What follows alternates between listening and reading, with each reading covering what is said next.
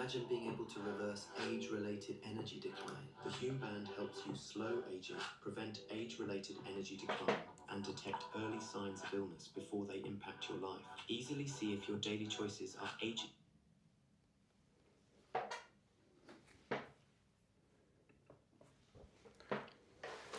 All right, good morning, everybody. It is the 2026 Winter Olympics, and we are following the men's downhill race today, Saturday, February 7th. It's 11:15 in the morning here in Europe. I am based in Valencia, Spain. I will be watching one of two different broadcasts here. The Spanish TV called rtve.es. The link is in the chat. And then I will also probably be looking at the ORF, the Austrian main broadcasting company that will be covering this race from start to finish, every single competitor. It's going to be a bit different from the coverage that you get, for example, on NBC in the United States, where you're going to get it much later. You're going to get just Americans and favorites, and probably only see about 10 or 12 racers go down the hill. Let's get on the chat, everybody. Let's talk about the race a little bit. Let's talk about the lead up to this. Yesterday was training number 3, and James Crawford had the fastest time in 1:54.95.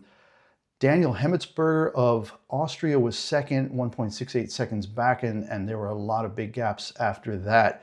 Hemmetsberger crashed badly. It was either in training 1 or I think training 2 the day earlier on Thursday. So yesterday for him was a test at nearly full load to see. He had facial lacerations. He had a problem with his ankle. But you could hear him come across the finish line yesterday during training run number 3 and be very excited about getting through without much trouble. Interesting parallel on the women's side. You had Lindsey Vonn doing the training yesterday. That training in Cortina on the Tofane slope was delayed for nearly an hour and a half due to fog in the middle section. The top was beautiful. They had a lot of new snow in Cortina during the week, tons and tons of snow, and they were still getting it all packed down. Excuse me, but the women were able to get in a training run yesterday, and Lindsey Vonn, with her bum knee, with her torn ACL, as you all know by now, if you follow my channel or the news, at age 41, this is almost certainly her last Olympics. She has a reconstructed right knee and a now torn ACL, bone bruising, and even, I believe, some kind of a meniscus injury in that left knee, and she's wearing a brace tomorrow. She wore it yesterday for the training. She's worn braces before, and she will wear that brace in the race tomorrow. We will cover that in another live cast tomorrow morning, also at 11:15 a.m. I believe they start at 11:30 as well. So let's get back to the men. River Radamus, third yesterday in training number 3. Seierstad from Norway, fourth. Morse, the American, fourth. Zabistron in 6th. Franjo von Allmen, 7th. But you can see the time. The times were, when we get back to Franjo von Allmen, he was almost 3 seconds off the pace set by James Crawford yesterday in that training run. Marco Odermatt was 4 seconds back. Vincent Kriechmayr, 5 seconds back. Dominik Paris, 8 seconds back. Only 22 people actually completed. There were a ton of DNSs yesterday. They really kind of took the day off. It was really only about, I think, James Crawford going probably at 90%. And Daniel Hemmetsberger, again, with the injuries from the day before, testing things out. All right, a little bit to the screen package here, how this is all going to go on the screen. We have the live timing from the FIS. You can see here, we've got the FIS logo on the top left, the men's downhill. Live timing will start in just about 1 minute. You've got that Olympic logo in the top right. And basically, we're going to have 5 different time checks, 6 sectors, 4 speed traps. And today's Starting list is down here. All right, a little bit more to the screen. I've got a slideshow going with all of the men's downhill Olympic champions going back to 1956. 70 years ago this week, the Olympics were here in Cortina, in Bormio, in Italy. They were actually in Cortina in 56. The women are there this week. The men are over in Bormio. So it's a really spread out scene this week at the Olympics for the skiing. Women in Cortina, men in Bormio, hockey and figure skating in Milan. Predazzo is hosting ski jumping and some of the Nordic combined and cross-country skiing events. We're going to be focusing over the next 2 weeks on alpine skiing every day pretty much except for Friday the 13th. There is no alpine skiing race on that day, but starting today from the 7th until the end of the games, I will be here every morning doing a live stream for you all. All right. So again, top right of my screen here that you are seeing, that those are all of the downhill winners. Going back to 1956, there were 2 more, but I kind of figure let's start with the last time or the first time Italy hosted. The Stelvio course, famous course that we're on today, is 3,442 meters in length, 1,023 meters in descent. So the maximum gradient, 63%, and I kind of figured it out. If they did 154 in training yesterday and they might hit 150 today, that would make an average speed of about 112 kilometers an hour, which is just about 70 miles an hour average with max speeds, getting very close to 80 miles an hour. Hey everybody, join in the chat. Thanks for watching. Good to see you all here already. The race will start very shortly. The video part that I am watching is going to start in just 2 minutes. So I will have that up on the screen over here. Our timing will be straight ahead of us here on the FIS timing thing. Let's get to the starting list right away because we're getting very close. Daniel Hemmetsberger will be first. Again, he's the one with the big crash on Thursday.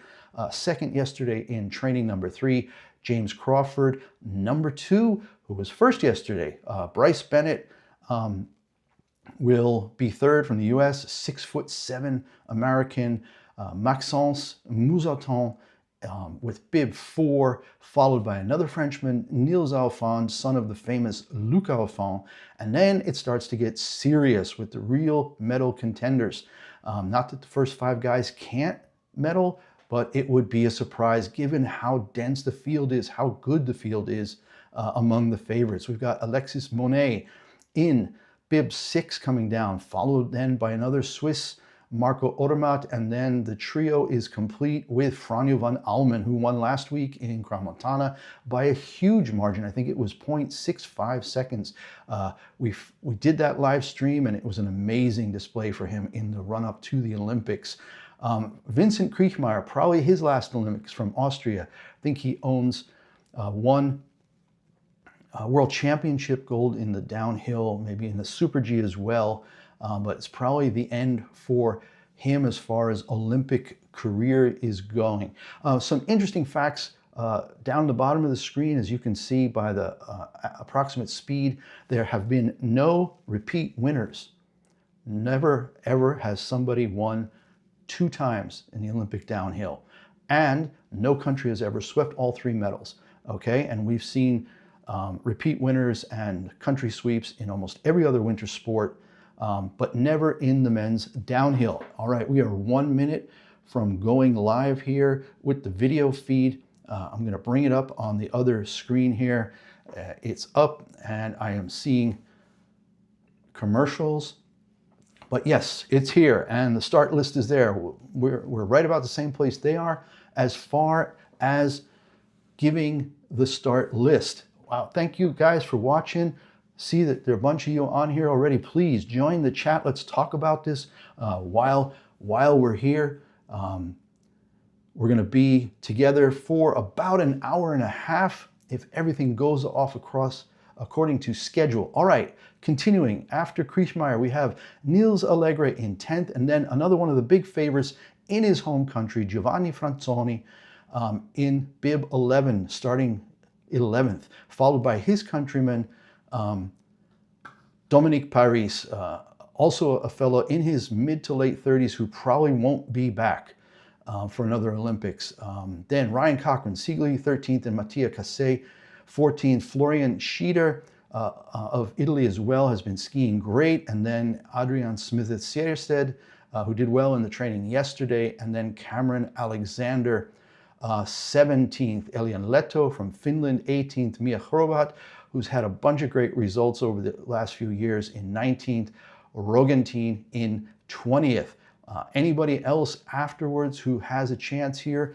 I'm not convinced, but I'm trying to see if we got 36, only 36 racers.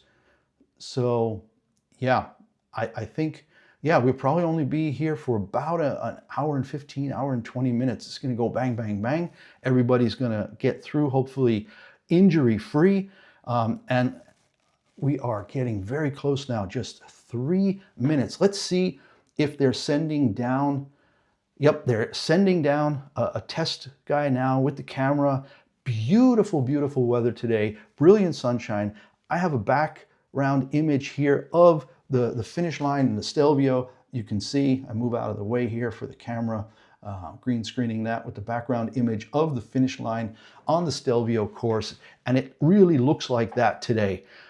There was a bunch of snow in northern Italy, which is the southern Alps, throughout the week, especially in Cortina, which is fantastic. And to see this kind of weather today, some shade about halfway down here, but then right back into brilliant sunshine, endless visibility, blue sky, just a couple of little puffy clouds around. You can see all the way across the valley. You can see they just crossed under the chairlift that goes up. We're in Bormio. Stelvio, if you're a cyclist like I am, Stelvio is one of the great rides you could ever do. It's, I don't know how many switchbacks, 28 switchbacks or something insane, 4,000 feet, 1,200, 1,300 meters of climbing on that route. It's a cyclist dream. So the Stelvio area around Bormio is an amazing place for summer and winter sports, hiking as well, some great hiking up there. It's not in the Dolomites, it's further west. The women are in Cortina there at the Dolomites, which is beautiful as well. If you ever watched that Sylvester Stallone movie, Cliffhanger, that opening scene where he's dangling from the rope and the lady, well, no spoilers. That is at Trecime di Lavaredo, which is in the very northern, eastern part of the Dolomites in northern Italy. That is almost in the area called Südtirol. If you go just a few miles further north, either from Bormio or from Cortina, you'll be in an area where they all speak German. And you'll even notice that some of the Italian ski racers have German names. Florian Schieder, who's starting 15th today, has a German name, and I'm trying to think now, Christoph Innerhofer, who did not make the team, he's 41, and I just think he didn't have the result. I'm not seeing him here. I'm trying to see if there are any other Italians further down: Schieder, Cassé, Paris, and Franzoni. So those are the four. All right, now seeing a picture of Giovanni Franzoni, getting ready, full backpack. He's got his anorak on still, just opening up his skis here. Wow, the course just looks absolutely stunning. There are several places, though, where there is shade across the course. So there might be some issues with some of the little bumps, uneven bits in the course. If the all right. We have number one in the start house already. We are ready to go, guys. Number one is in the start house. That is Daniel Hemmetsberger, and he is started. Okay, you always see that thing started here, and then we'll go up and we'll look and we'll see the actual split times. All right, there's about a 30-second delay between the live timing here and the video feed. It may be even 35 seconds because he's just starting now. All right. Hemmetsberger 11.3 through the first time check, and he is on his way. Just gorgeous looking out there. You know, when you see that bright sunshine, these guys are going 118K like he is through that first speed trap. Just amazing. You see all the snow just flying off behind the skis. A little wide on that jump at 22 seconds. He's coming up to the speed check 3, sector 3. And we will see in just a second what that's going to be. Like I said, 118 kilometers an hour at the first speed trap, 52.88. Now, Hemmetsberger from Austria, again, with that bad crash on Thursday. He's got a black eye. The whites of his eyes are all red. He's got a cut on his nose. He's got a cut on his cheek. He had some butterflies across there. He had bandages under the eye. His ankle is all taped up. He made a joke. He says he's wearing, 2 miles of tape on his body, but he gave out such an earthy, a barbaric yawp. If anybody knows, Dead Poet Society, a barbaric yawp when he crossed the finish line, because he was so excited that he was still going to be able to compete. And he's coming down now 126.5 kilometers an hour, 133 through the final speed trap. And he's just looking really, really good. Tight turns, tight tuck, going for broke, and he is across. Our first racer is down in 152.58. Great to see him through. Watching the last 20 seconds on my left over here. Hey everybody, don't forget to join the chat. Nice to see you all here.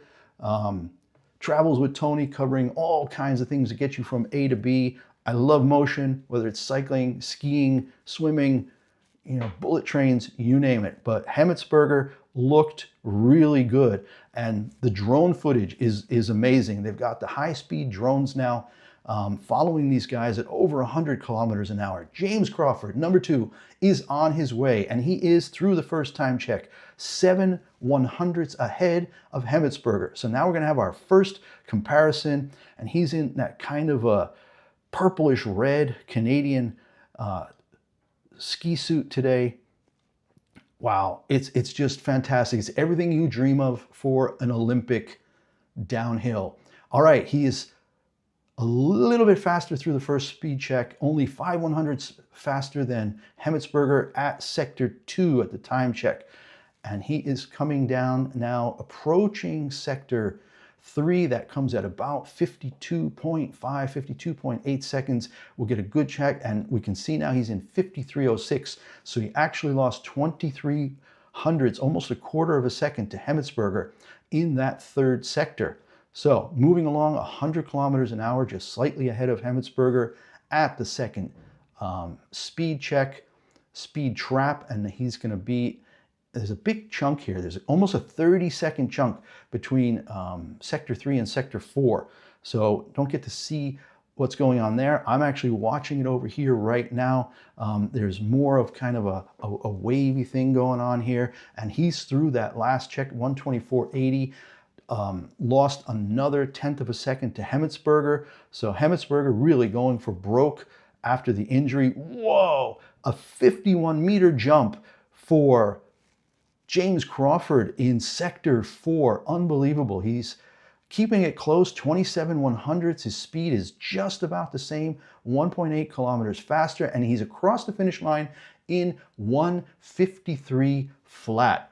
And that puts him in second. So let's look at down here. We've got our window with the speeds, and you can see now he's actually 4/10. He's across 4/10 behind. All right, so 4/10 behind for James Crawford. Lost a good bit of time from sector 3 down. Didn't look quite as clean. The one jump, like I said, 51 meters. That is half a football field, soccer pitch, American football field. 50 meters, 50 yards. Let's just call it close enough for our math today. And those jumps are huge. They hit the jump at over 100 kilometers an hour. The guys are always trying to keep in a tuck, trying to keep their feet parallel to the ground, their skis parallel to the ground, and off they go. Bryce Bennett on his way. 1/100th back at the first time check, 15/100ths back at the second. He's quick. He's a big guy, and in icy conditions, He can really let it ride. So great to see Bryce Bennett quick up top. He's now lost 1500s, coming into sector 3 now. Gonna be really interesting here to see what he's able to do. Now he's lost more time, half a second. And Daniel Hemmetsberger, Austria, who started with bib 1 after that really horrific crash. If you'd seen that, he was like all around the net, face first into the netting, ankle caught, ski flying. It was ugly. And Hemmetsberger is leading now by half a second, so 4,200ths over James Crawford, and Bryce Bennett is the third racer down now. He's coming in. He's now 8/10ths back already. 8/10ths back at sector 4 at that time check. And he's just wide open. I can see here he's actually like, oh, the jump was just beautiful though. Same speed on the takeoff, 102, 52 meters through the air. It's just insane what these guys are doing with the jumps here. All right, he's now 9,400ths back, losing time, hand over fist. It's going to be no medal for Bryce Bennett today. Unfortunately, the first American to come down. You know, if you're watching the slideshow up in the top right, you can see what the Americans have achieved over the years. Bryce Bennett threw 0.87 back, solid third, pretty far back. Maxence Mousseton has started in this moment. The Americans have won this race 2 times. Bill Johnson famously at the 1984 Winter Games in Sarajevo, and then Tommy Moe in, I think it was 94 in Lillehammer. So it's been a long time. Mousseton now through the first time check, 3/100ths up on Hemmetsberger. And now even time, 31.82 through the second time check, and 117.28 is his speed through the first speed trap, which is just slightly slower. So not the best speed, but that doesn't always mean anything. Sometimes they're just taking a slightly different line through the speed trap, and that leads to some serious variations. But oh, he's lost a lot of time.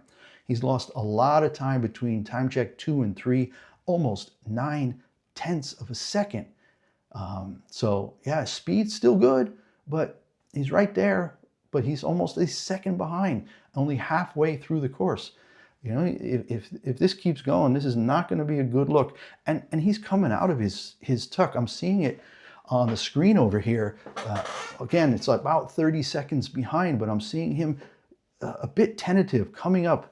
I'm not sure what it is. Speeds of 132, and he's now 1.5 seconds back. My goodness, he has lost so much time through 3 and 4. I'm trying to see, his jump was only 47 meters and he was way offline. You come through a little bit of a curve to that big jump that they've all been doing 50 meters on, and Bryce Bennett had done 52 meters on that jump, and Mousseton only 47. So that's a 5-meter difference in the jump, which has a lot to do with the speed that you're carrying.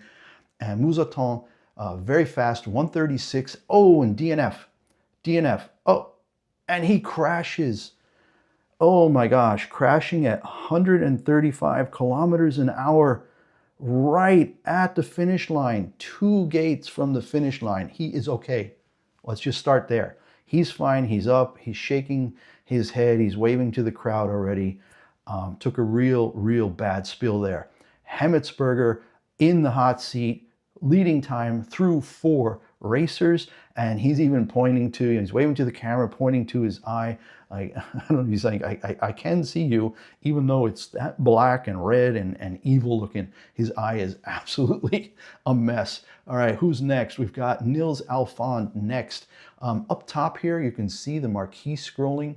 The start interval is 2 minutes and 20 seconds. That means there are only about 25 to 27 seconds between one racer finishing and the next one starting. So Nils Alfond is next. All right, here we are. Hey guys, join the chat. Come on, let's talk about this. What we're seeing here, it's pretty interesting so far with Hemmetsberger in first after the first 4 racers, despite the really bad injury sustained on Thursday with all the facial lacerations, the black eye, and the messed up ankle. And he was able to get down in first. But Moussaton now, our first DNF. Nils Alphon, I think they're just going to wait a little bit to make sure Moussaton is clear. He's perfectly okay. He's waving. He's annoyed. That's always tough. Olympic opportunity. I mean, he was way behind. He was 1.5 seconds behind. But again, all these jumps are coming at the end of a turn. So people are coming in a turn and then the jump starts. So there's correction in the air on most of these jumps that I've been seeing on the feed here. So I think that's making it a little bit different. It says Team France is saying he caught an edge, stood up on the jump, and as soon as you stand up on a jump, all that wind resistance, you get turned sideways, and he came down, and it was pretty bad. Marco Odermatt still fully dressed. He's number 7, but Nils Alphon is now on the course, and he's heading towards the first time check. We're going to get that right up here in the top of the screen, and he's at 11:26, 4 100ths up, so a really good start for Nils Alphon. Got the classic red, white, and blue French colors with some nice waves going around the upper legs of color. And again, conditions are a dream today. I just wish I was there skiing. I've never skied in northern Italy. I've been to Cortina a bunch of times, winter and summer. In winter, just passing through. In summer, I hiked all over the Tre Cime del Lavaredo. There are all these refugios up there where people can hike to and then have a really, really nice lunch and then keep, walking for hours or stay overnight. There are even some, long distance trekking routes through the Dolomites or the Transalp, what is it called? The Alp Adria, the one that goes from Munich to Venice, passes through that area. Alphon keeping it close. He's very quick through speed check 2, 4 kilometers faster and 800ths behind Hemmetsberger. But now we're going to get to that critical speed test, time check 4. And this is where a lot of the guys were starting to lose time, especially Bryce Bennett and then Moussaton. So Alphon 3600. So yeah, he lost a good quarter of a second despite having the absolute fastest speed through that trap just before the time check. So once again, it's not necessarily, correlated that the fastest time will get you, or the fastest speed trap will have the fastest time at the next time check. So yeah, and I can see that he's struggling through some of the curves, the tighter curves in the shade. The shadows are obviously a bit of an issue there. And I don't know it's 11:30, so I don't know if they're going to get worse before they get better or if they're going to just get worse. It's hard to say. Oh, he almost lost it at the last gate, and I think he did. I think he's through, but I don't know if he missed a gate. Nils Alphon 1.5 seconds back. They're calling it a finish for now, but I'm not sure. There's a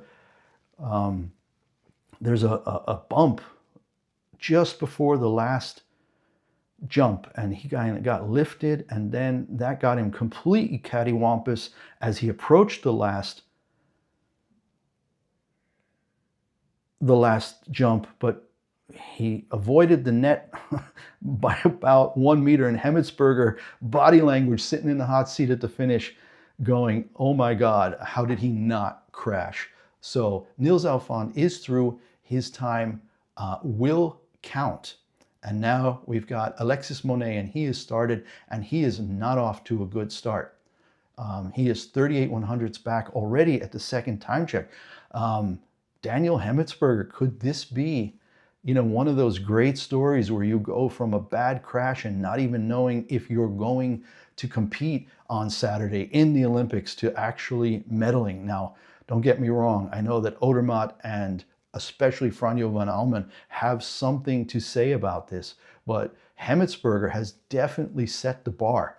I mean, 4/10 ahead of any other finishers right now, and Monet is losing more time. He's now 0.5 second back at the third time check. His speed's good, But we saw that with Alphon just before. His speed was really good, and then he was out. Okay, Monet is making back a little time. Only 2/10 back now. That would put him second. And his tuck is looking good as he came through those shadows. But it's the end here where they hit the 139. He is crushing it on speed. This is going to be really interesting. And he is our new leader. There you go. Alexis Monet does take first. He was just beautiful through the lower sector. He went from being 3/10 back to 2/10 up. So he made up half a second between time check 4 and the finish line. So he's got to be stoked. Switzerland first, Austria second, James Cameron of Canada in third right now as we stand. And the next bomb on its way with Marco Odermatt just about to start right now. So is he started yet? Let's see. Odermatt still says next. Follow it here on my screen. You see next. Marco Odermatt and then Franjo von Allmen. I think gold and silver may be decided in the next 4.5 minutes. Odermatt has started. Let's see. Let's see what his first sector time is. And he's through 4/100ths ahead. The fastest first sector time by 4/100ths. So Odermatt definitely living up. If you saw my video earlier in the week, I put out a video about my 5 big favorites for the Olympics, and Odermatt is one of them because I think he can win gold or silver here in the downhill, gold or silver or bronze in the Super G, and then we'll have to see whether or not he's going to do the team combined or the giant slalom. Not yet sure. He probably will. He has a chance to possibly make 4 medals, and he is crushing it. He is 4/10 ahead of Alexis Monet, 5/10 now, a half a second already, a half a second through the third time check. So Odermatt is crushing it. His form looks good through the technical sections. He's keeping the skis really tight. He's just so strong and so technically precise. It's just unbelievable. And in great conditions, he can just go for broke because he's so good technically. Yeah, looking great. Speed was a little bit slower at Speed Trap 2, and he's lost 1800ths. He's now only 35/100ths up. Still good margin. Monet was amazing at the bottom. Half a second he picked up at the bottom. So we have to see if Odermatt can keep pace. His takeoff speed at the big jump was 104, and he went 54 meters. That's the farthest jump I've seen so far. His speed now, not quite what Monet had, and we're coming down to the finish, and he's in first. He held on for 5/100ths of a second of a lead over Alexis Monet. So Swiss 1 and 2, 5/100ths only. And I'm looking now to see how Odermatt finished coming around. He hit that wave, no problem. The jump, perfectly smooth. Did lose more time, but stayed ahead. I mean, Monet's bottom section, yeah, and he's just shaking his head. How does this guy do this every time? He was half a second up, still managed, even though he's losing, even though Monet crushed the bottom part better than anybody else at the bottom. If you look at the sector times down below, you can see that Monet was first in Sector 4, Sector 5, and Sector 6, and Odermatt only third, second, and first. But yeah, 5/100ths up, and that means now we have a Swiss 1-2, and Franjo von Allmen has started. Oh my gosh, Franjo von Allmen, the guy who crushed everybody last week, absolutely crushed everybody in Crans-Montana by 65/100ths, 6/7 of a second. He is on course and he is fast. He beat Odermatt's split time at the first time check by 1/10 of a second. And if he's feeling it like he did last week, this is going to be interesting. Yes. Oh my God, he's crushing it. 3/10 of a second. 3/10 of a second up on Odermatt after just 2 split times. Good speed. The 4th fastest, but faster than Odermatt. Now we're coming to time, split time 3, and we're going to see now 28/100ths. So he's lost 5/100ths, but he's still almost 3/10 up on Odermatt through split time 3, and now his speed is excellent through the second speed trap. A little bit of a wiggle there. I just saw where he lost a little bit of that time between 2 and 3, but he's now coming down to split time 4. Let's see, he was 28/100ths up, and this is the big gap. This is the one that's like 30 seconds between split times. It's the biggest gap, and he's now back up to 6/10 ahead. You know, his form, I think he was second 2 weeks ago. He was first last week by a huge margin. And again, in perfect conditions, oh my gosh, 104K, 53 meters over the big jump, and he is destroying Odermatt. He's now 7/10 up. This is a rout. Franjo von Allmen absolutely routing the field, and he is across in first, 151.61, and my gosh, 7/10 up on Marco Odermatt. That's just crushing it. And you can see down here, Odermatt now in second, 7/10 back. And you can see here that Franjo von Allmen, really that sector 4, sector 5, big gains, almost half a second right there over Odermatt. And Monet was faster in sector 6, but it wasn't enough. We now have 3 guys within 75/100ths, but it's really, again, Franjo von Allmen destroying the field so far here through 8 racers. Next is Vincent Kriechmayr. Again, this could be his final Olympics.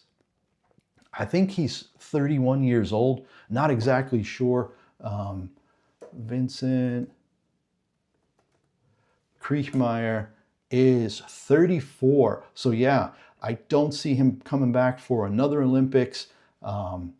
Let's see what he does in his final one. He's actually started only 2/100ths back at the first split time, and his push out of the start house was really powerful. It's very steep right out of the start house, and he's looking solid. 1900ths back through split time 2.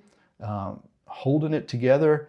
Again, turns right before jumps. This is so crazy to see them come in and their bodies kind of in the air, turning in the air to try to get their feet parallel to land properly as they come down. He's now lost. Oh no, he's up. He is up on Franjo von Allmen by 2/100ths. Could this be the final great race for Vincent Kriechmayr, who's won so many races and world championship medals, never won the Olympic gold? Where's he at?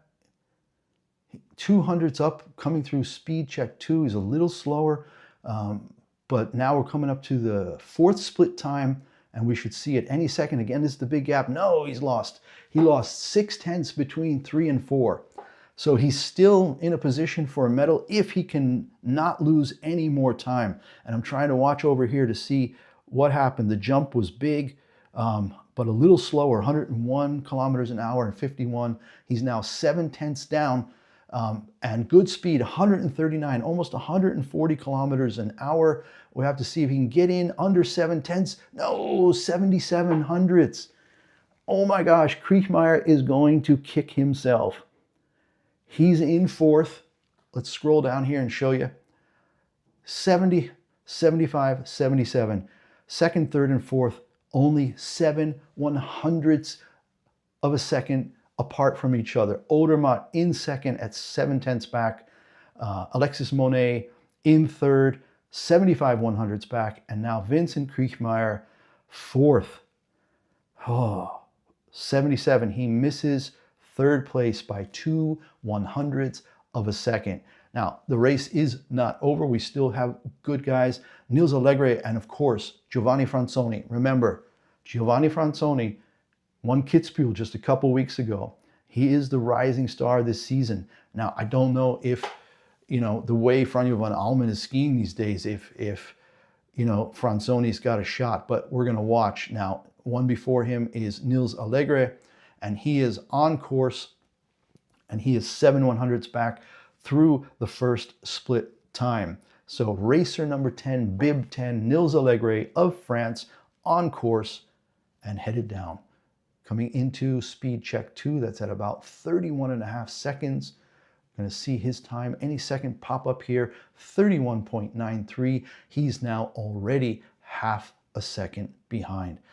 In the feed now, again, you can see the drones, really little drones, following at such incredible speed.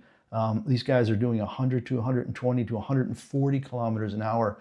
And I think there's a drone in the upper midsection, and then there's another drone right down through the finish line that follows them, POV drone shots. And it's just great footage, great footage. The sun remains very bright, conditions look good.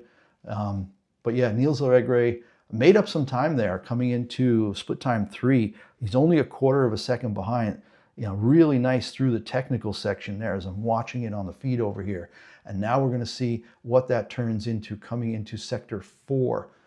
So Nils Allegre, yeah, lost another half second between split time 3 and split time 4. So not his day. He's not going to hit the top 4.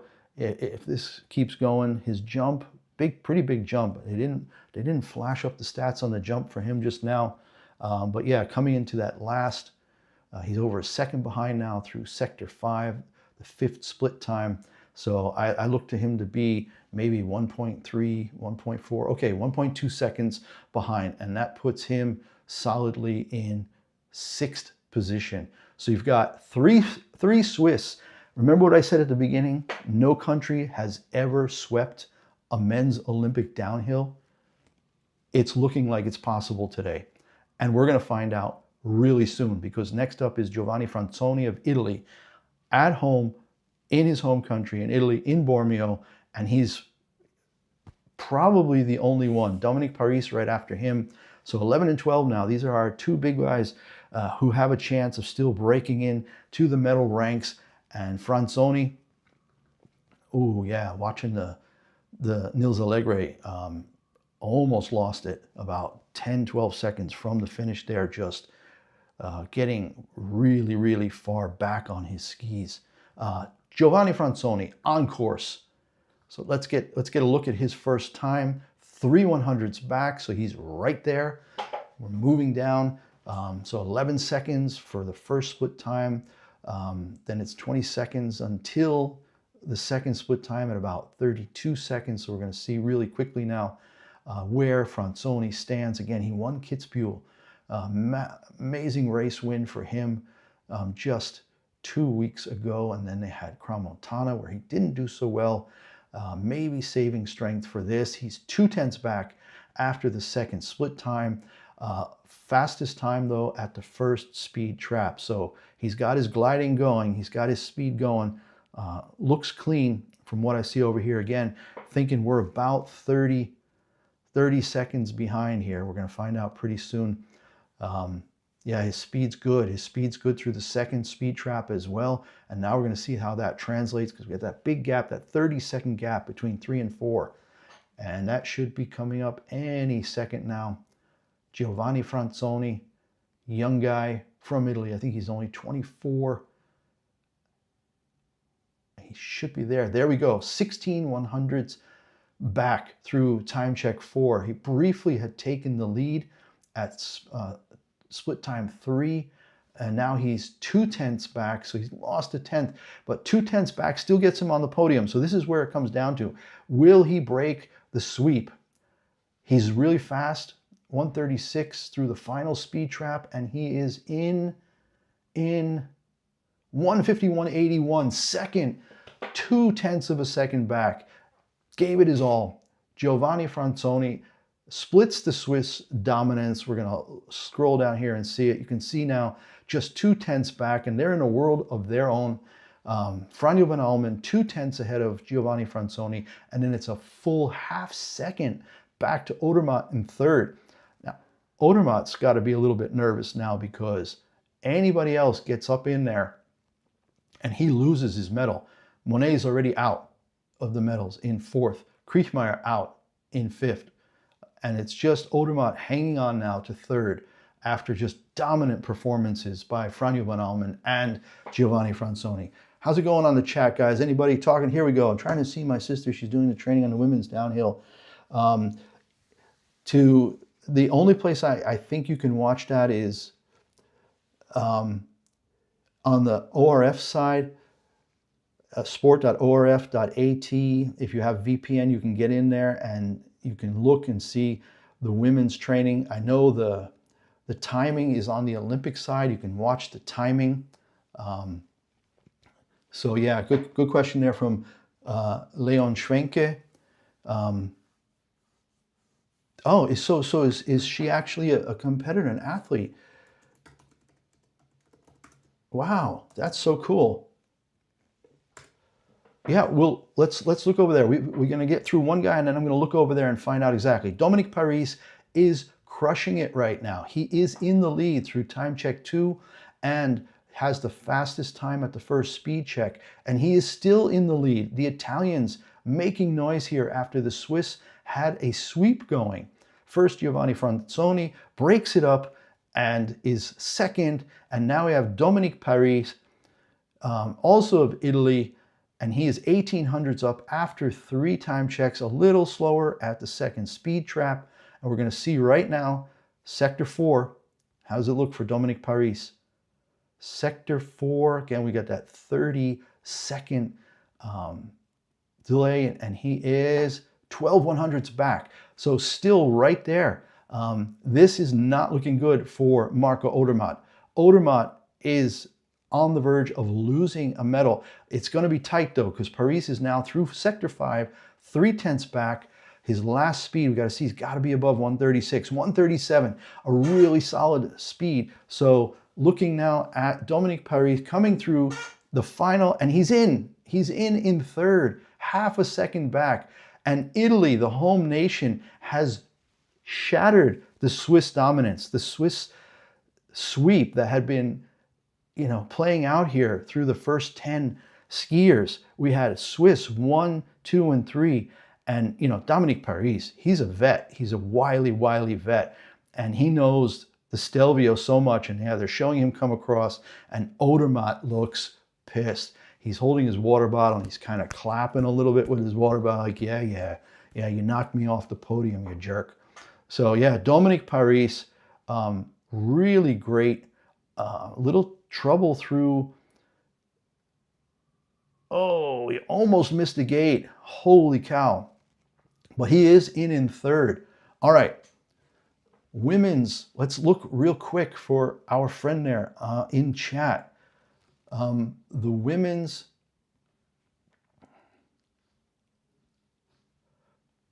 downhill training. I think it's supposed to be at the same time as the race today, 11:30, Saturday the 7th.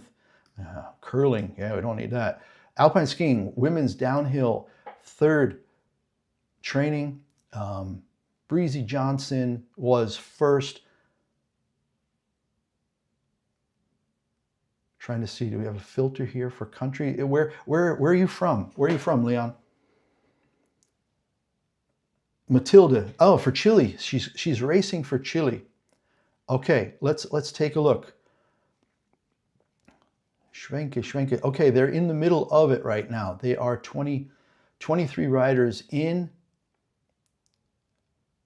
Chile. Matilda Schwenke, number 40. She is starting bib 40 for Matilda. There we go. Bib 40 for Matilda. All right, there we go. Awesome. Chile. Let's go Chile, huh? All right, back to the race real quick. See where we are. Who is on course right now? Ryan Cochran-Siegley, and he is off. So this was a good time to take a look and see what was happening with the women's training, as there are about 20 racers in, but not seeing a lot of really high-end racing. Got a bunch of DNSs. A couple of DNSs, Marta Monsen, Esther Ledecka. But the fastest in training, Breezy Johnson, then Kira Weidele-Winkelmann of Germany, and Lindsey Vonn in third in the final training. And then Ariana Redler, Emma Eicher, Sofia Goggia in sixth, Federica Brognoni in seventh, Kaisha Vikov-Lee in eighth, Lara Pirovano in ninth, and Cornelia Hütter in 10th, Nina Ortlieb 11th, Miriam Puchner, also of Austria, in 12th. So that's the women's downhill. The link, I don't know if I have the link right now because I'm working on two computers here. But yeah, just go to the Olympic site. Go to the Olympic site and then check under the schedule and you'll see the timing. Ryan Cochran-Siegler is in the finish in 11th. Not much going on there for him. Mattia Casei, the final, is it the final Italian? No, we have two Italians left. And again, home field advantage. Don't put it past them. I don't think anybody's catching Franjo von Allmen.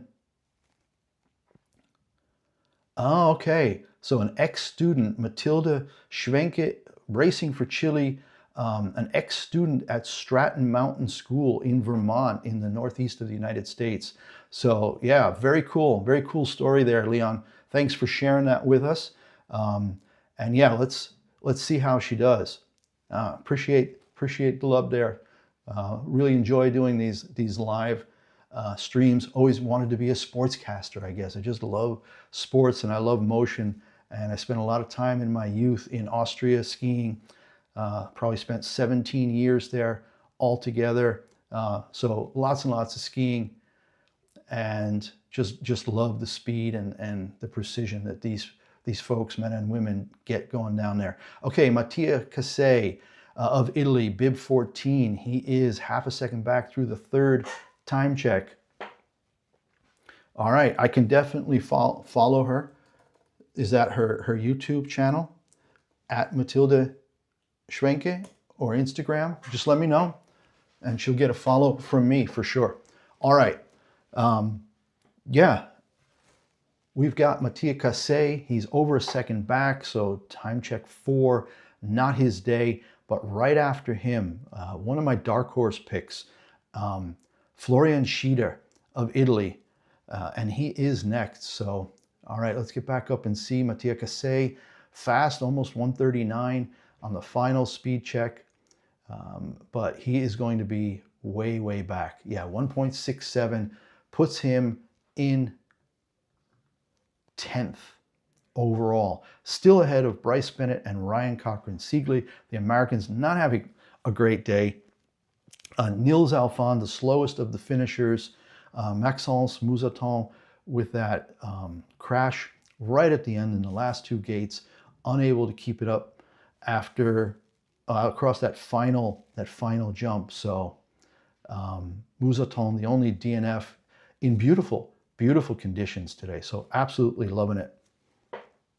All right, we are up to bib 15 in a normal World Cup race. That's Group 1, and then they go to a commercial break. I'm not sure how they're going to do it today, but Florian Schieder is just about ready, and he has started. Following the live timing here on the screen, let's scroll up and let's see what he does through that first time check.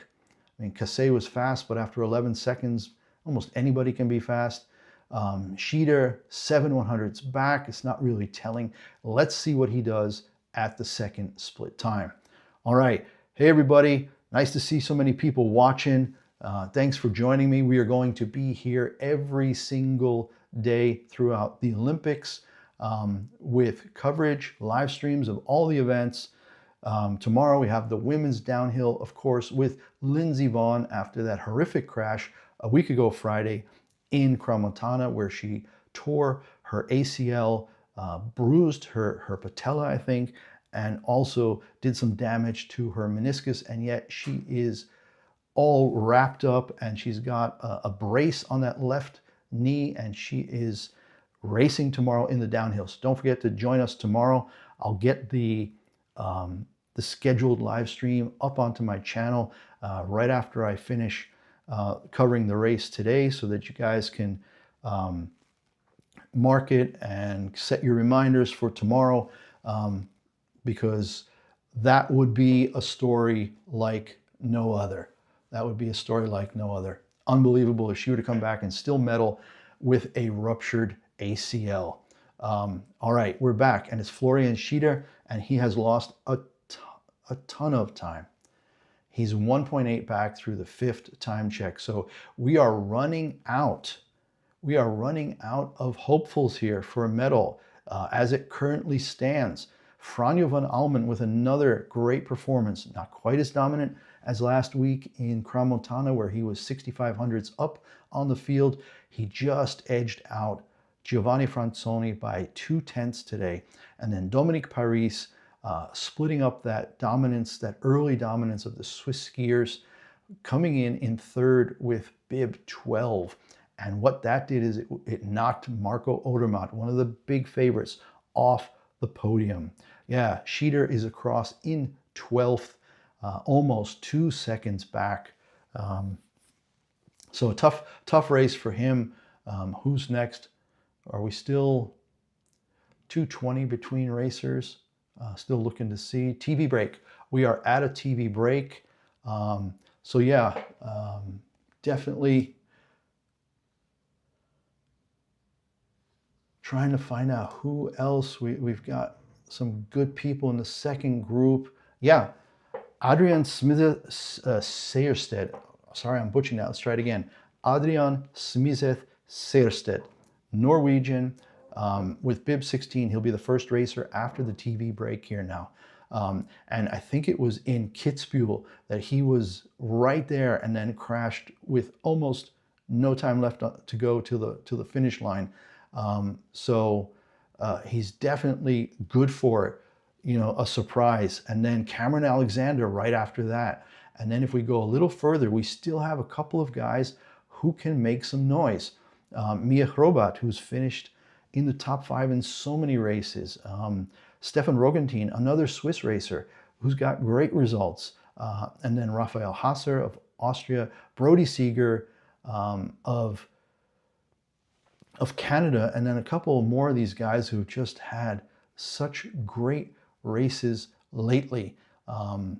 What was that? Where was the other guy? Alban Elizy Canafarina, the French guy, with bib 24, had some really good results, starting from like the 50th, bib 50, and ending up in the teens.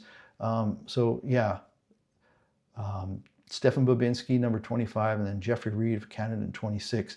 It seems like we only have 36 racers, and we're finishing with racers from Monaco, Arno Alessandria, Elvis Opmania from Latvia, Dimitro Shepyuk from the Ukraine, and Cormac Comerford of Ireland. Okay, break is over.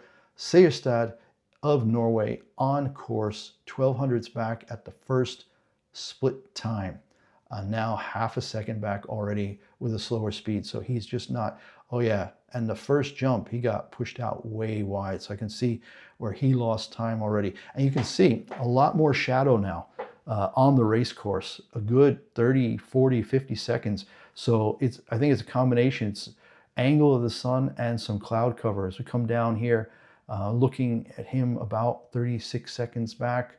Oh, and he's out. DNF. I got to see what happened here. 42 seconds. He's coming around a hard left. Got shoved out. And then after the right, boy, he's just getting buffeted. And then after 52 seconds in, he came around a hard right. Before that was it the 55 second speed check 3? He just hit so many like washboard bumps there. So the course maybe not holding up that great because his skis were just flopping and flopping around. He came around that turn and he was really close to the gate. And then, yeah, his right ski started flapping around. And then when he went into the right turn, he got so sideways that he almost sat down in the snow. And then there was just no way for him to keep it upright before the next gate. Well, he kept it upright, but he couldn't make it back. He got pushed out so wide, and there's some deeper snow there, and they're Norwegian fans very upset. So Seierstedt is a DNF, and Cameron Alexander is next to go.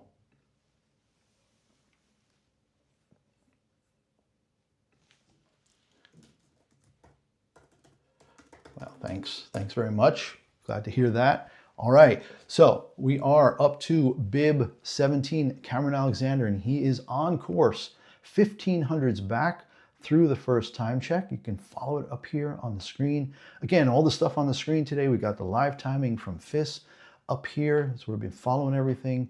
In the top right, we have all of the downhill, men's downhill winners since 1956, since the games were in Cortina. Of course, the men not competing in Cortina this time, they are in Bormio. The women are in Cortina, and we will be covering the women's downhill tomorrow morning, same time. I'll have the link in my channel under the live streams ready probably within an hour of the end of this race. So prepping for tomorrow. So look for that and mark it and set your reminders so that we can watch the women's race together tomorrow.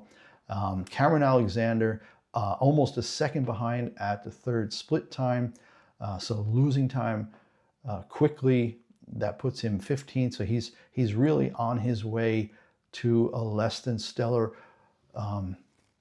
result. So again, who are we waiting for now? I'm really waiting to see some of these guys like Mia Hrovac, who has a really good record, Stefan Rogentin, who's won races, and Rafael Hasser. And then really, if you get down, Alban, Elezi, Canafarina, there's still some guys who I think, I don't think medals, but I think maybe top 10. I think we may still have some people break into the top 10 because as it stands now, I mean, Cameron Alexander also not a great finish. He's way down in 12th. 10th place. To hit 10th, you must be better than 167 behind. Mattia Cassé of Italy is currently 10th, 1.67 back. James Crawford, 9th, 1.39 seconds back. If you can get under a second behind, you will be 8th. So that's really the thing. Daniel Hemmetsberger, again, in 7th right now, went down the course, bib number 1, first racer down, had that huge crash on Thursday, was able to train yesterday and was thrilled that he was still able to race today, had some fire in his belly, and he came down first, and he was in a really great position for a long time until that Swiss trio came and kind of pushed everybody back. And then the Italians coming down and splitting that podium. And now we have Franjo von Allmen first, Giovanni Franzoni second, and Dominik Paris third, with Odermatt, Marco Odermatt, missing out on a medal in the men's downhill. He is not going to take that well, and I can assure you he's going to come back with a vengeance on Super G Day, which I think is it Tuesday? I know you have the women downhill tomorrow and the men, the combined, I think on Monday. Maybe it's Tuesday for the Super G, but you'll see it all. I'm going to get all those links prepped for the upcoming 2 weeks of alpine skiing events. We're going to watch all of that live together here on my channel. Yeah. Who's on course? Come on now. Mia Hrovac. No, still Elian Leto. Elian Leto, bib 18, and he's losing time hand over fist. He's going to be slower still than Cameron Alexander before. So with Alexander way down in 12th, I don't see Leto getting ahead. And this leaves the door open for some of these later racers to break into the top 10 or 11. I'm especially looking at Mia Hrovac here in a second. Yeah, Leto losing time, 2:22, puts him in 15th. And is that second to last? Only Nils Alfond was slower than Leto of Finland. So unfortunate day for them. Just not able to keep the pace going down. And now Mia Hrovac of Slovenia. If you watched my video on favorites for the Olympics, there was a Slovenian athlete there. We all know from covering cycling, like I do sometimes, that Tadej Pogačar is from Slovenia.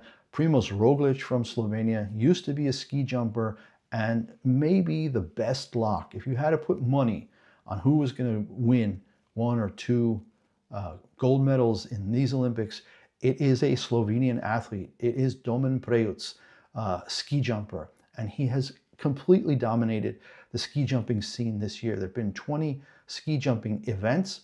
He's won 11. He's podiumed in 17. Only 3 times he didn't make the podium. So Mia Hrobat's countryman from Slovenia, Dominik Paris. Again, watch that video on my channel of my top 5 gold medal locks. Marco Odermatt was one, so I'm 0 for 1 so far. Although I did say in that video that I thought that if anybody would beat him, it would be Franjo von Allmen. So I just didn't think that Odermatt would end up 4th today, because it is the most thankless position in any race anywhere, especially, you know, the Olympics. You can be 4th in the New York City Marathon and feel really good about yourself. But if you're 4th in the Olympics, you're going to feel really bad about yourself. All right, Mia Hrobat is 8th after speed check, split time 3, but now has lost some time between 3 and 4. That big area in the center section of the race lost him 8 tenths, 145. 145 still gets him maybe top 10, but I don't know if he can keep that up. And here we come to the he's got good speed at 136, 8th fastest speed, and he comes across the finish line now in 11th. I told you there were still people who had a chance to get close to the top 10 or maybe even break into the top 10. Mia Hrobat, I've been saying it all through the live stream, is one of those guys from later on in the race who could come back, and he has finished 11th. Not a medal, but a great result for him, 11th place. And I think there are a couple more guys now, Stefan Rogentin being one of them. So we can see that for the first half of the course, things are still quite possible. And it's between split time 3 and 4 that things start to really get ugly. Hrobat lost 8 tenths between 3 and 4, and Rogentin is now on his way, 8th fastest first sector, only 9/100ths back. The Swiss are all really good. You just can't count them out. Again, I don't think Rogentin is a guy who's going to medal today, but again, we're talking about people who could still mess up that top 10, still get in there, although he's lost a bit of time now between 1 and 2, sectors 1 and 2. Unfortunate for him. So yeah, but right after him, I think we have another person. Raphael Hasser is next, and he's got another great shot at exactly that, at that top 10 finish. So yeah, Rogentin now down 112, super slow through the second speed trap. So that has not gone well for him now. All right, yep, Stefan Rogentin losing time, hand over fist. Let's see, Hrobat was 119 back. Rogentin coming through this 4th split time. We're going to see just how much more he lost there. 193, yeah, wow. He lost another 8 tenths of a second.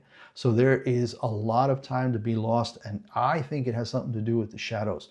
I think either the sun, because I'm looking at the sky now over here, the entire course now seems to be in, well, not the entire course, but large chunks. We've got a sun angle issue and we've got a cloud issue. So there's some hazy cloud now that has moved in, and I think it's really affected these later racers because early in the race, it was super bright and super blue. And now I think 3/4 of the race is in shadow. Yeah, you can see now, I can see background images there. There are quite a few big clouds over the course right now. So Rogentin is in really bad finish. He just went downhill so bad from, what was it, the second or third time, split time to the finish, 257 back, 18th place. So he's now dead last. I don't think he expected that. All right, Raphael Hasser on course, 1700s back at the first check. I'm going to see that second check in just a second as he comes through about 32 seconds in, 31.98. So 55/100ths back. That's way too much time. And I know that first part of the course is very steep and probably in the sun earlier that I saw. Now that whole section it's gray. It's gray on gray. And I think it's going to make it a lot harder for them to see any uneven bits in the course. And now we're back into a sunny section. That section, he did 143 kilometers an hour through that section, 144. And there was some sun there, but you can always tell because there just aren't any shadows. You know, there very little shadow and then no shadow at all, and then very, very, very faint shadows.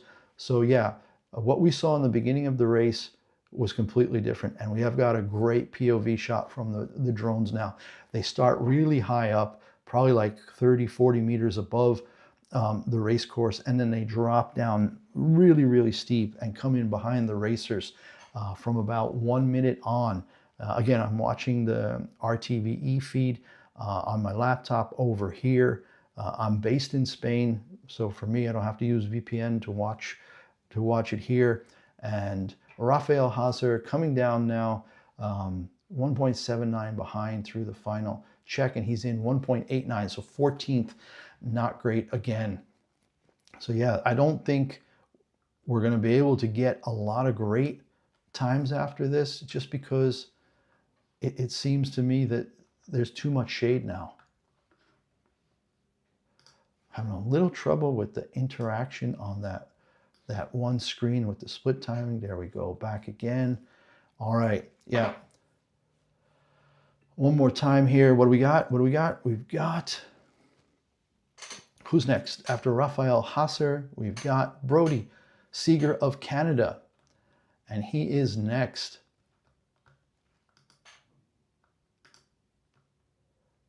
Through the first split time, 1900s behind. I think it's almost exactly the same as Rafael Haser before him. So yeah, times are slipping. There's a lot of cloud cover. You can see the image I have behind me here. This is an image I got off the internet using as my background. This is the finish area of the Stelvio course on a day like this morning first started, with brilliant blue skies and sunshine, and yeah, just not at all what we were expecting to see. The clouds now come in and really have an effect on the late racers. Brody Seeger already down 132 at the third time check.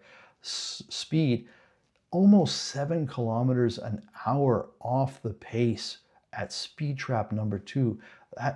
That is just not going to do it. I'm really, really thinking that this is because of the cloud cover, because of, you know, the snow conditions just not being the same. Yeah, looking at the course now, so much of it is in shade. And yeah, when you don't have the sun, you don't get that little bit of film forming. It makes everything just fast and slick, you know. The times will start to get slower and slower. So yeah, Brody Seeger having a really hard time of it coming down here, and he will most likely be the slowest. He's through, yep, in 20th place. All right, real quick, let's take one more check of the women's training. I know we had some activity in the chat about Matilda Schrenke. So let's look real quick. Schedule and results. Women's third official training. I'm using the Olympics.com English website, and the third official training has seen about 24 people through. It looks like maybe they've got a red light on it. Maybe it's been stopped. Yeah, no new times here, so I'm not sure what's going on there, but yeah, we're not seeing anything new. And again, Matilda Schrenke for Leon over here in the chat, bib 40 for today's training. That's Matilda Schrenke, who's racing for Chile. So all right, let's get back. We're still in that commercial break, TV break. All right, anything new in the chat, guys? Talk to me. What do you got? It's great to see you all here. Appreciate it. Again, tomorrow morning, same time, we will be in Cortina on the Tofane the slopes of the Tofane for the women's downhill. The big story to watch is Lindsey Vonn with that injured left knee. Now remember, she had her right knee reconstructed about 2 years ago, made her come back, and has won 2 races this year, I believe, in downhill. And she was a favorite for a medal coming into these games. But last week, a week ago yesterday, Friday, she was in a crash in a race that saw 6 racers go down, 3 of them crash, 2 at the same spot. That was Lindsey Vonn and Nina Ortlieb at the same place crashed. Ortlieb, no injuries. She was able to go into the net. Skis first.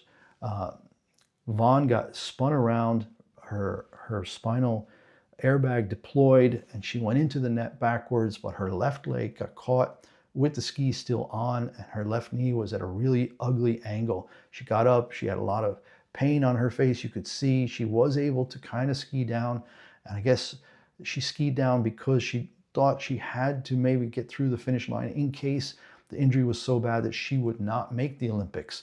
All right, so we are back to racing here, but just to finish the thought real quick, Lindsey Vonn has a brace on her left knee.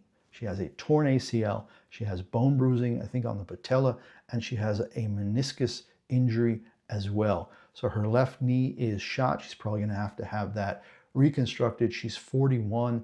This is almost certainly her last Olympics. I just can't see her coming back from 2 major knee reconstructions to try again in 4 years. It just doesn't make any sense. All right, bib 23, we're back to racing Jan Zabistran from the Czechia, and he is 1:26 back through split time number 3, 2:18 back through split time 4, and the times are really getting bad. We have another Austria. I always favor kind of the Austrian racers just because of all the time I spent there. And Stefan Babinski is number 25. So we've got Zabistran now, and he is still on course. Then Alban Elizy Canafarina of France, and then Stefan Babinski with 25, Jeffrey Reed with 26. We only have 36 racers. So Zabistran is through in 20th, 2.78 back. And that puts him second slowest, just ahead of Brody Seeger of Canada. All right, Alban Elizy Canafarina is next.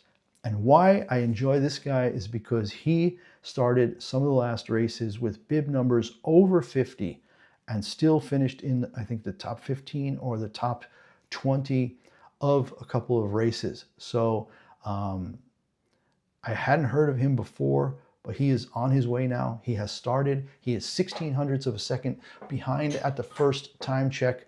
I would love to see him in the top 15 in this event. Nice to see up-and-coming folks doing well. Now, second time check at 32, he's 7/10 back, 77 100ths, almost 8/10 back. His speed is not bad, 12th overall speed at the first speed trap. And now we're going to see, because really like this big thing between split time 3 and 4 where people are losing like a whole second. But we're going to see right now, he's through with 49 100ths. He's 11th.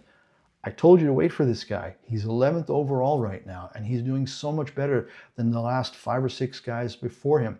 So his speed was really, really slow, though, through the second speed trap, and we're going to see how that works itself out. But he was only 49 100ths back at the third split time. So yeah, definitely a good race so far for him. We've got that 30 seconds now, 32 to 33 seconds between sector 3 and sector 4 time check. So there he is. He's through in 2:16.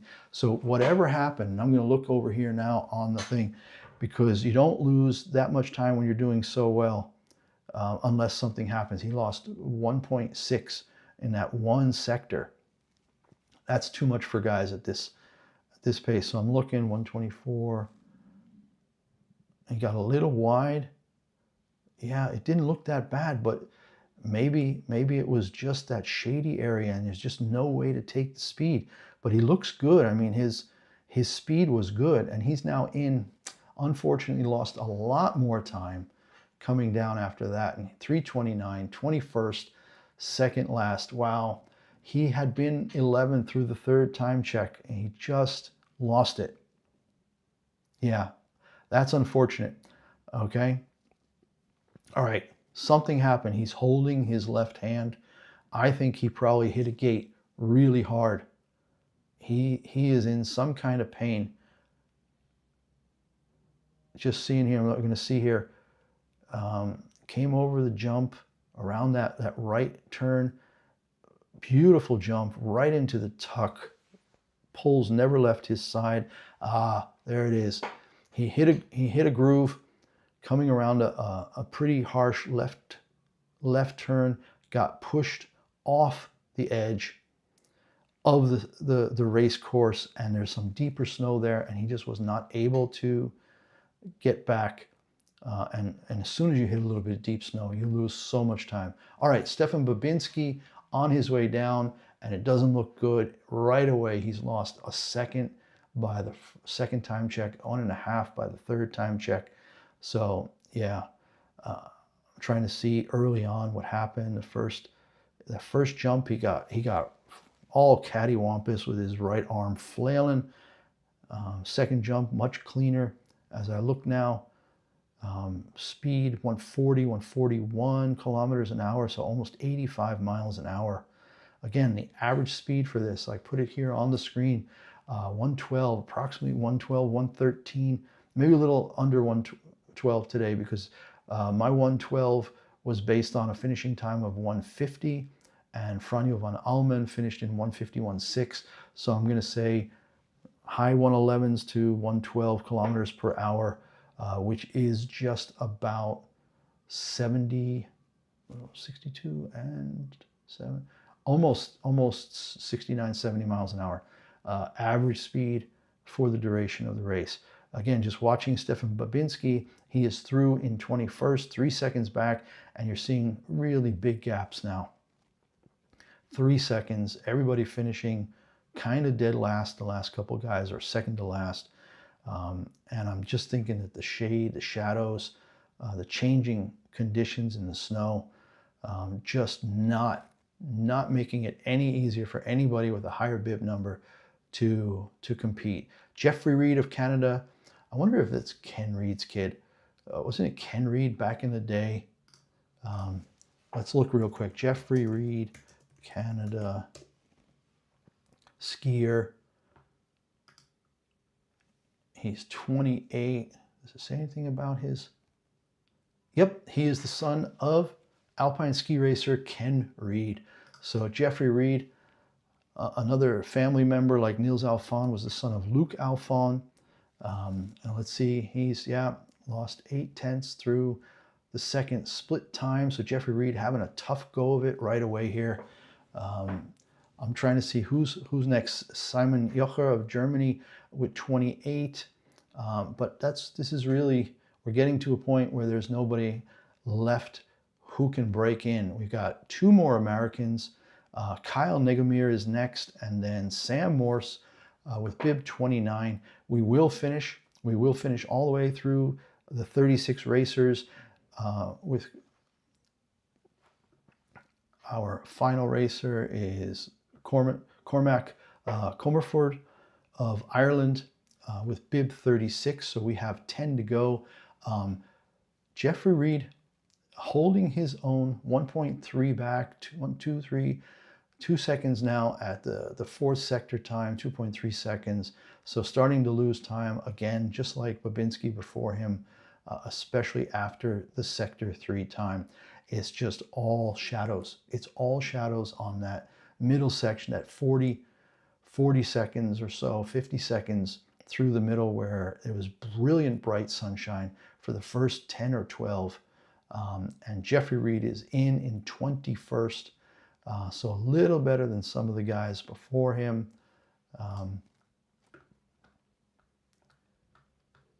Yeah, let's see what we got here. Yeah, OBS, the streaming tool, not playing nice. I'm going to try to get this interact window to reload. There we go. Yeah, Jeffrey Reed in 21st. Three fellas behind him, two DNFs. And now Kyle Negamir of the US has started 1500s back at the first split time. And he'll be coming into that second split time very soon, just around 32 seconds into the race. Kyle Negamir of the United States is through the second time check now in 32:01, half a second back. Coaches, they got upper parts getting a little bit faster, but the bottom is slow. The coaches are on the team radio that's being shown on the live feed. They've been doing that for the last few years, getting the team radio in different languages and then like instantly translated into English and posted up into these little notes on the screen so you can hear or read what the coaches have been saying as these guys get ready to push away from the start house. All right, so Kyle Negamir, pretty good so far. Seventh best time, only 14th through third sector time. He's having a pretty good race. His speed is decent at the second speed trap. And now, again, it's this 3 to 4, sector 3 to 4, this big chunk, this 32 seconds that we're not saying. I'm watching it here. He looks good. His tuck is tight. Yeah, nothing looks, yeah, and then right into the big jump, 101 kilometers an hour. So his speed is good, distance 45, and he is now into 116 back, 12th. This could be a big surprise here. Kyle Negamir, 12th coming into the final split time. Really good speed, sixth fastest speed through the final speed trap, and he is in 10th. Holy cow. Kyle Negamir of the United States comes across in 12th. We're going to get a little bit more background on him right now. He is 27 years old. 27 years old. Kyle Negamir, athlete biography. Let's look real quick. He hasn't finished above 16th before. Look at that. 11th, no. In December in the downhill, he was 11th. And today he is 10th. Oh my gosh. And look at the face. I'm watching the feed now. He's got a smile a mile wide. Unbelievable. Kyle Negamir of the United States with his best finish. Was it best finish ever? No, he had a 7th. Okay. In actual, he had better results in non-FIS races, but so apparently the wind has picked up. I'm now seeing the German coaches talking about the wind being strong up top, and then at the bottom not so bad. But yeah, Kyle Negamir of the United States, 10th place today. That is a huge result for him, coming from start position 27th. He actually has pushed Mattia Cassé out of the top 10 and is now the highest ranked American. Bryce Bennett had been 12th and now he's 13th. And Ryan Cochran-Siegler is 16th, now pushed to 17th as Kyle Negamir finishes 10th in the Olympics. That is really awesome for him. Americans do have a tendency to rise to the occasion in big events, but we really haven't had a downhiller who could compete for medals in the past 20 years since Tommy Moe won in Lillehammer in 1994. Of course, Bill Johnson back in 84 in Sarajevo. But yeah, this is a great result. Looking here at Kyle Negamir, awesome thing. Simon Jocher of Germany is now down to 40, back in 19th. We've got 8 or 9 racers to go. Let's click on this real quick. 10th place, Kyle Negamir. You can see all his splits, but nothing more about his biography. there. All right, next we have Sam Morse of the US. So let's see if the Americans can keep this really positive trend going. High bib number 29, and he is on his way.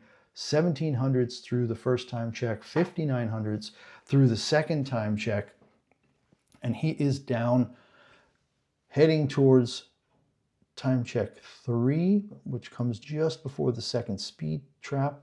We should be there in about 8 or 9 seconds. There he is, 67. He only lost 800s more. So something is happening. Now, it could also be ski preparation. Did the Americans get the wax right for these later racers? Did they adapt quickly somehow with changing conditions?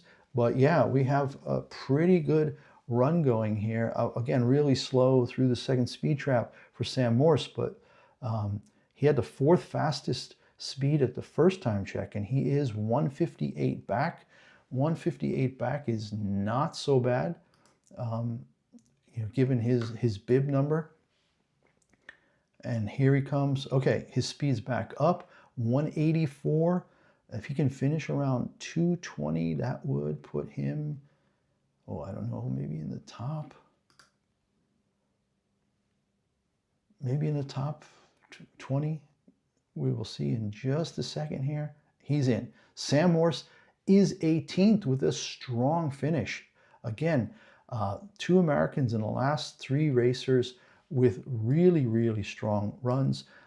Kyle Negamir in 10th, and now Sam Morse finishes in 18th. So the Americans 10th, 13th, 17th, 18th, clustered in there pretty tight. But yeah, Kyle Negamir 10th. Now we've got a Slovenian racer, Martin Kater, Cater, not like Mr. Cotter. For folks of my generation, welcome back, Cotter. Great sitcom from the late 70s is where John Travolta got his start. But yeah, Martin Kader, 2/10 back at the first speed check, 5500s back at the second, so not bad. So I'm wondering if there were some really, really negative wind conditions at the top for a while. Now we've got him coming into that third time check. He was 5500s, stays 5500s. Wow, a really, really solid Sector 2 to Sector 3 time for Martin Kater of Slovenia. Did not lose any further time to Franjo von Allmen in that section. And the note coming across the screen now, we will have a TV break after bib 30, and then there will be 6 more racers, culminating in an Irishman, Cormac Comerford.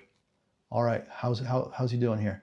Martin Kater lost some time, 146 through the 4th time check, still 16th, and yeah, only lost another 2 or 3 tenths, so he's still 15th with bib 30th. So we are getting some decent results here at the end from unexpected racers. And Martin Kater now with the 12th fastest speed through the final speed trap, and 190, he is 16th. So 16th for Kater, that's a great result for him. Pushes back some bigger names like Florian Schieder and Ryan Cochran-Siegle, Nils Alfon Rogentin, all way behind him. So a solid race for him. All right, I'm gonna look over the chat, try to catch up. Any comments, new comments here?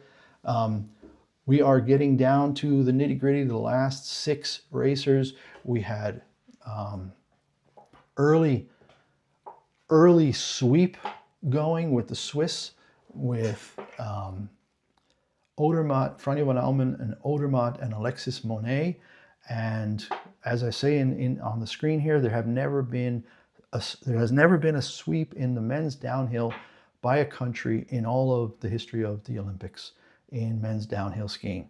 And we had 3 Swiss racers in the lead after the first 10, But then Giovanni Franzoni came in and split that, and he ended up second, just 2/10 behind Franjo von Allmen. I mean, we thought von Allmen was dominant. He was 7/10 up on Odermatt. We didn't know if anybody else would get under that 7/10 mark, but then Franzoni came in only 2/10 back, and then Dominik Paris, also of Italy, he's got to be in his late 30s. This could be a great way. 36 years old for Dominik Paris. Also could be his last Olympics, and he is in third. So that's what our medal picture looks like right now. Swiss takes gold, the first gold of the Olympics in overall, I think. I think this is the first medal event after last night's opening ceremonies. I know there have been some early rounds for curling and hockey and all kinds of other things going on during the week. But yeah, Franjo von Allmen looks like he will take gold. Giovanni Franzoni in silver of Italy, and Dominik Paris at age 36 at home in Italy is in bronze medal position right now. Are we back yet? Start interval is down to 2 minutes. And yeah, Marco Pfiffner is on the course with a pretty decent first sector, just 1/10 off the leading time. So Marco Pfiffner from Liechtenstein, and he is coming into the second time check now. See how much he lost. Not too much. All right, he's still 11th, so 45 100ths. So far, Marco Pfiffner, 10th after the first time checks, 11th after the second time check. His speed was not great going through the first speed trap, and now we're going to get to see about 53 seconds in where he stands compared to the other racers. Cotter before him. Oh yeah, he's definitely, the speed worked it out negatively for Marco Pfiffner. He's now dropped way down, 1.57 behind, so all the way down to 29th. Not looking good for him. Yeah, again, speed trap through the second speed trap, very, very slow. I'm looking now, yeah, he opened up way too much. The sun is still trying to get out, but there's just way too much shadow still. It's better than it was 5-6 racers ago. Yeah, it's actually not that bad now, but it's kind of that hazy winter, cloudy, thing that you get where all of a sudden you know how cold it is out. All right, Pfiffner coming down. He's close to the end now. He is pretty fast through the final speed check at 1:37, sixth fastest time, but he lost so much time between 2 and 3 and 3 and 4 that there was just no saving it anymore. And he finishes last in 29th because we have 2 DNFs. Barnabas Zolos of Israel is next. And this is something you get at the Olympics that you don't get as much in the World Cup races, that you get people from countries you might not expect. So Israeli racer going down now, 43 100ths back after the first time check. And then we have a racer from Monaco, Arno Alessandria, then Elvis Opmanes from Latvia, Dimitro Shepiuk from the Ukraine, and then Cormac Comerford from Ireland rounding it out. So we're down to our final our final 5 racers. All right, back to see what Barnabas Zolos is doing. He is 2.5 seconds back after the third time check. Yeah, looks solid, Yeah, he's not as fast as the other guys, but he's serious. He's not some, celebrity or something who's just doing this because. He's got a great tight tuck. He's a little wide on his turns, but very solid, very solid. I'm not sure what his background is. Zolos with SZ sometimes make me think it might be a Hungarian name. And yeah, looking at his times, he's lost over 4 seconds already. His speed is quite slow through that third. Oh, he almost got turned completely around. So it's almost a minute now, the lag between the live timing and the video feed. So the video feed is way behind. Not sure why that is, but it's unfortunate because you're seeing all the timing, and then you're looking over and it's like, wow, that happened a long time ago, like 45 seconds. So yeah, but no, he's solid. Barnabas Solos, racing for Israel, coming down to the bottom, and he is in the last position, 5.5 seconds back. But his form looked good. He's going to be thrilled, you know. He gets down, you know, gets a nice warm round of applause from the gallery there. This event was sold out. I was looking at the ticket site even several days ago already, as you might expect. And I think it was like the minimum ticket price was 250 euros, so almost $300. Monaco radio, info on the start, the light under the chairlift is still very good. There's no shadow yet, so it's really great. So again, what I was saying earlier, the reason I thought that the times got so bad so quickly through those middle racers, like the early 20 bibs, is because of the shadows. The team radios are confirming that.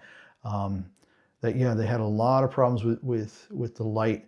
When you don't have enough light, you don't see the uneven bits in the race course, and if you hit those bumps without knowing they're coming, it's going to definitely unseat you a little bit. So yeah, Arnaud Alessandria of Monaco is 2 seconds back at the third time check. 4 seconds back now through the fourth one.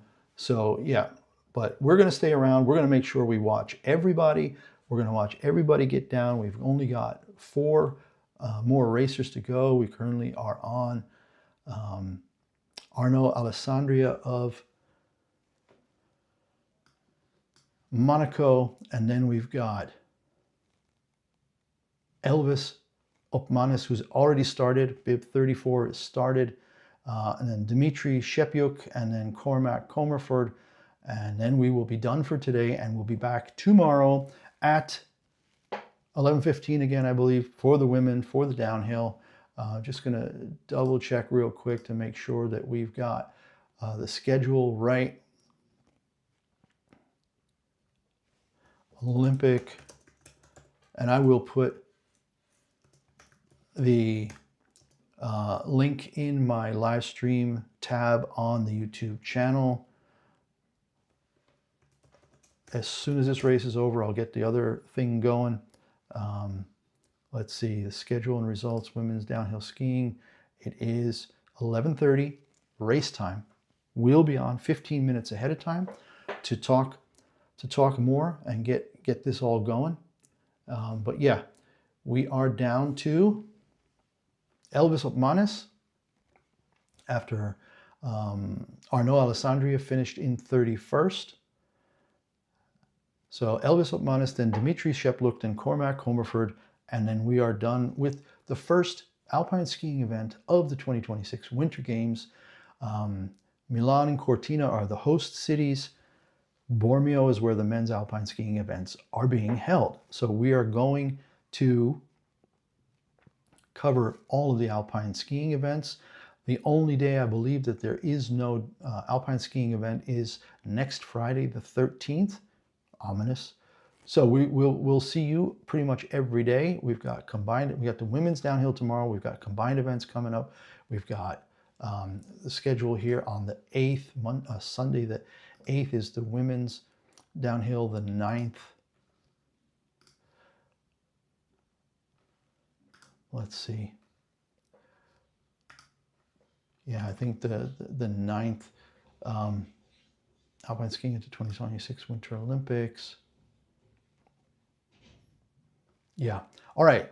Elvis Opmanis is in 7.63 seconds back, so he will take up the last position. Alpine skiing. Let's just get the schedule really quick, because like I said, almost every single day we're going to have something.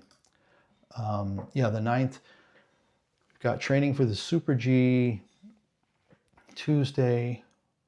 The Super G, the men. Hold on, I'm going to get the real site here. Olympic Alpine Skiing and results. All right.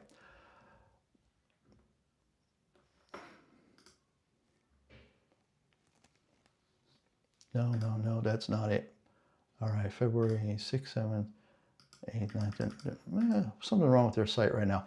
Okay, let's just get back to our final two racers here. We've got Dmitry Shepyuk coming down, bib 35 out of 36, and he is 3.5 seconds back through 3 time checks.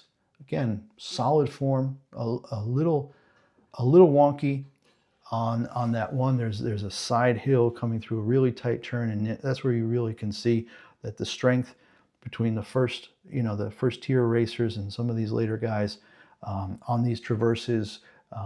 It takes so much power to stay tight on the line. These guys towards the end, they just don't have it. The jump wasn't very far, but he's 7.5 seconds back. But good to see a Ukrainian racer here, given the terrible situation that's been ongoing now for 4 years in Ukraine with that Russian invasion, and support to them. Let's see what happens here. He's coming down, and he is in 2 minutes. So I think he's the first racer to finish over 2 minutes. All right, one racer left. Cormac Comerford. Our last racer of the day, and he is on course, coming down. His first split time was okay. His second split time, not very good at all. The Ukrainian racer, Dmitry Shepyuk, looks like Shepyuk. Dmitry Shepyuk, very happy to have finished. Good for him. Cormac Comerford, 5.5 seconds back through the 3rd time check. But we just want to make sure he gets down safely. Nice to have a race with so few DNFs. I think in the end, it was only 2 DNFs. We'll check that in just a second. Got Cormac Comerford. Now, my family comes from Ireland, from the west coast, from Galway, Loughrea near Galway, a couple generations back, but I've been several times to visit the relatives there. His speed now, Cormac, is down almost 15 kilometers an hour slower than the leading times. Again, solid, but he opens up a lot over the bumps and the hills.